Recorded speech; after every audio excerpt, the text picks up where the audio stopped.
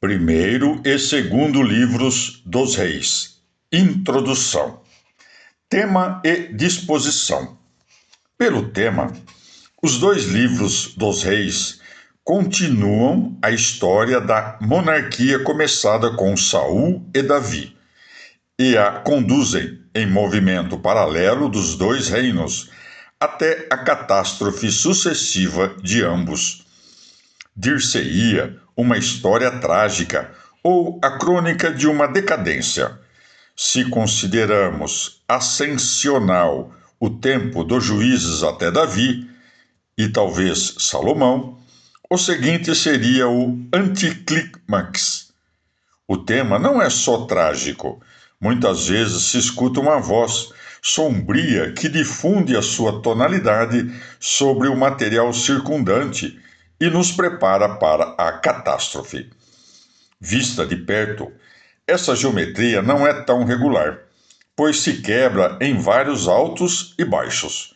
À primeira vista, a disposição do material histórico se revela, a partir da morte de Salomão, como uma história paralela dos dois reinos, Israel ao norte e Judá ao sul.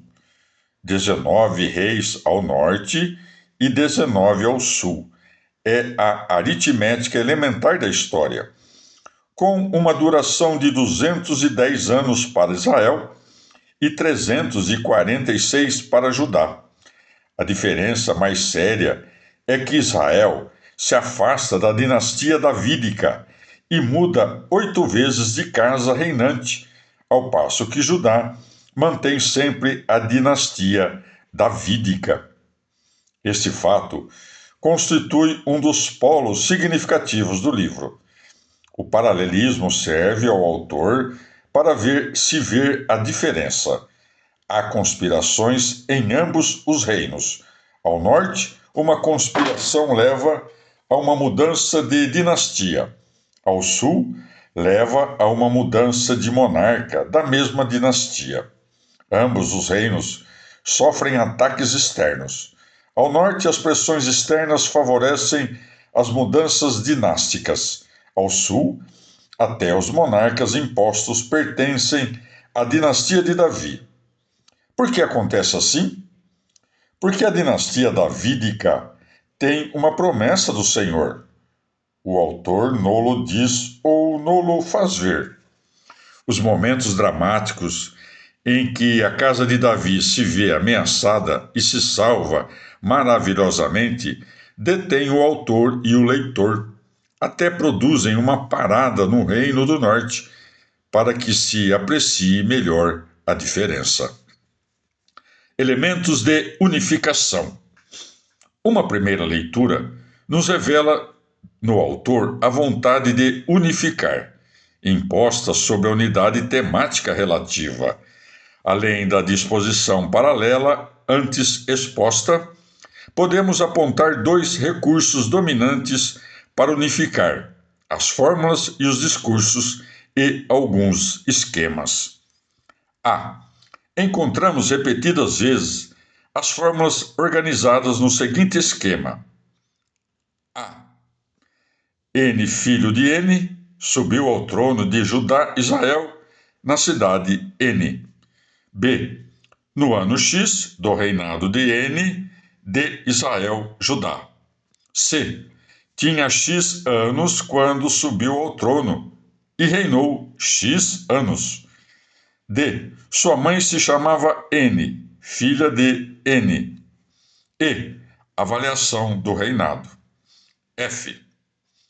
Para mais dados sobre N e seus X, vejam-se os anais de Judá, Israel. G.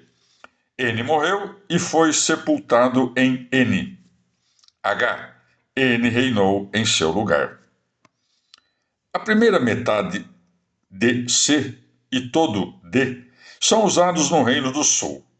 A fórmula B nos oferece o sincronismo de ambos os reinos, pois sempre se refere ao ano de reinado do outro rei.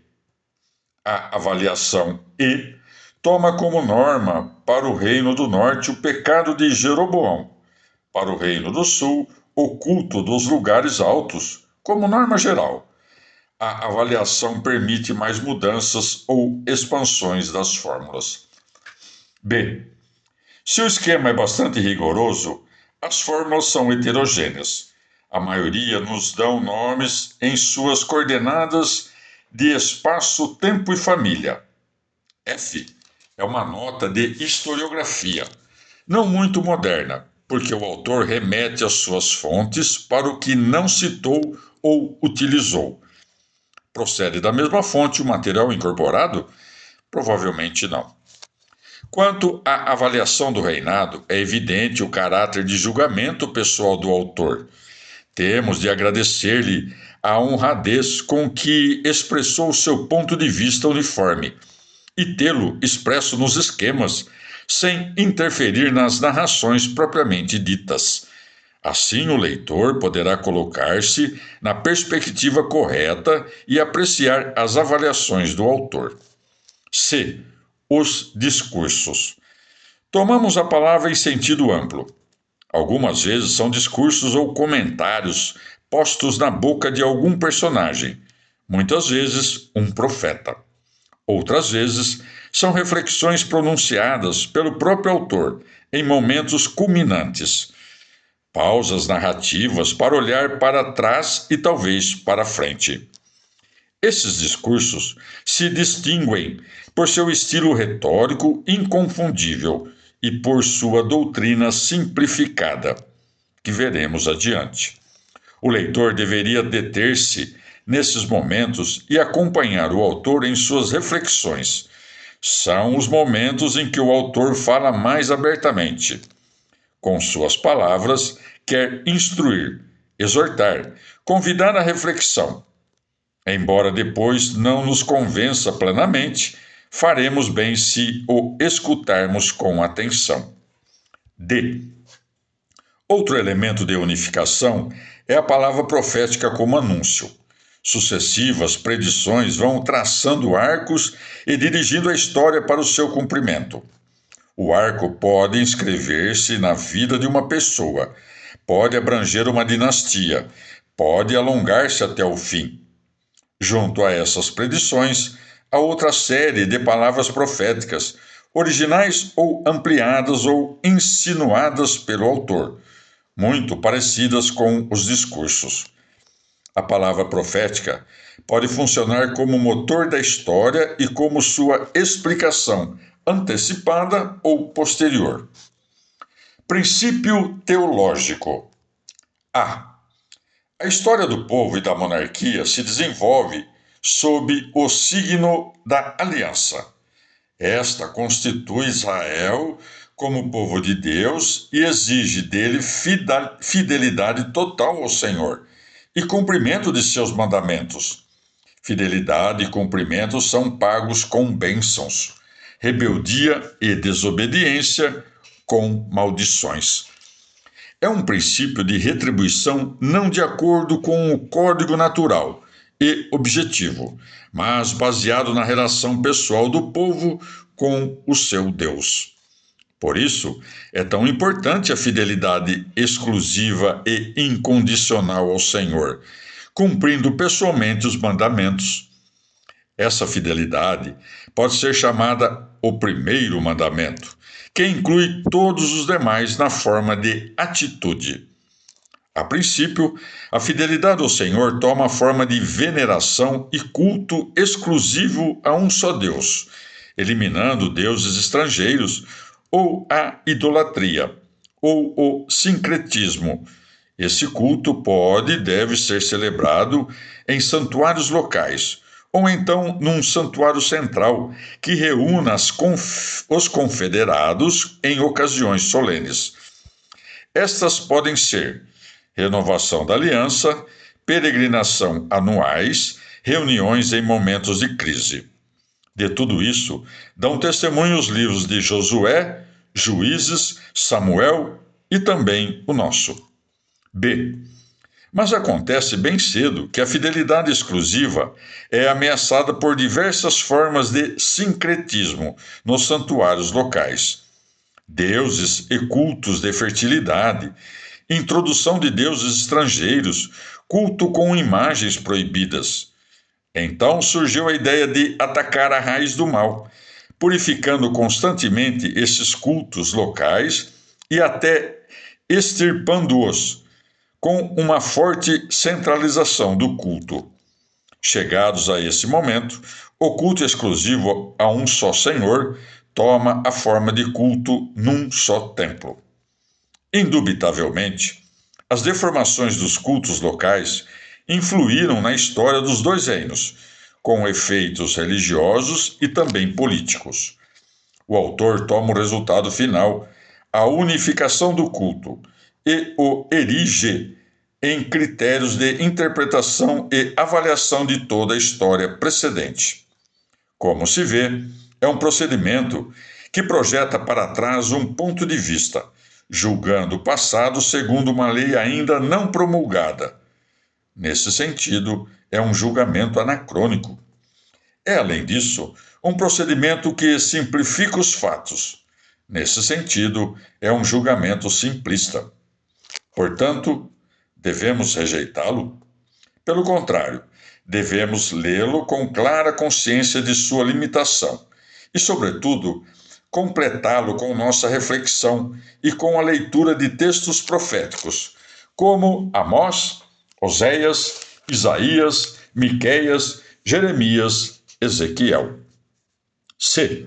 Ou seja, o grande princípio da fidelidade ao Senhor se desdobra num sistema bipolar. Um mandato originário, equipado com bênçãos e maldições, rege a história sucessiva. Uma aplicação posterior, a centralização do culto, explica e mede a história precedente. O sistema funciona com pouco rigor. Por uma parte, bênçãos e maldições são uma orientação, um dado importante nas relações do Senhor com seu povo. Não são tudo, nem são a última coisa, nem são aplicadas de modo mecânico. Por outra parte, o critério posterior se sobrepõe aos fatos sem configurá-los realmente nem explicá-los em profundidade. D. Assim chegamos à característica principal desta obra, que é a tensão. O trabalho de unificação se apresenta sobreposto. Não chega a configurar o material histórico e literário incorporado. Falta a unidade de redação, porque a obra não foi escrita ou composta a partir de uma visão teológica prévia. Os relatos tinham sido escritos ou compostos antes, e o autor teve o bom senso histórico e artístico de respeitá-los e incorporá-los à sua obra. É verdade que o princípio teológico levou a eliminar muito material e que muitas vezes o esquema devora os fatos. Não poucas vezes, o fato contrasta com o esquema e o ultrapassa. Por exemplo, o rei piedoso fracassa, ao passo que o rei ímpio tem um longo reinado.